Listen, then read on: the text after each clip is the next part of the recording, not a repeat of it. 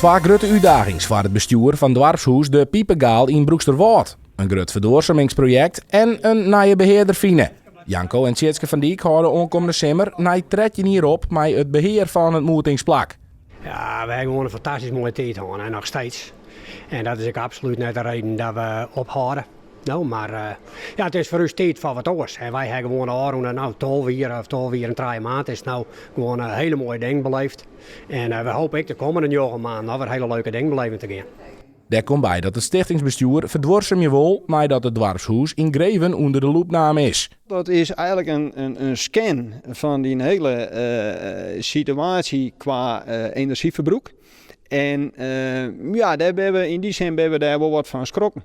Want we zeggen dat er een prutte energie bruikbaar wordt eigenlijk op een andere manier, zullen we zeggen, terug andere maatregelen te nemen, een stuk naar beneden te kunnen.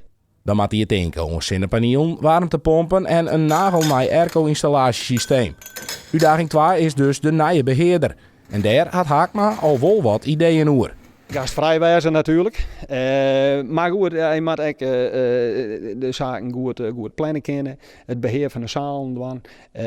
Natuurlijk, je hebt er ook een stukje skinmaakwerk bij. En die enthousiast is en de mensen hier naar de dwarfshuis brengen kan ik. Gewoon jezelf blijven, want ik denk dat wij dat ook al die jaren voldoen hebben. En gewoon op een bepaalde manier toch weer proberen om de Piepengaal, misschien krijg je in een andere vorm, toch weer besteed terug te gaan.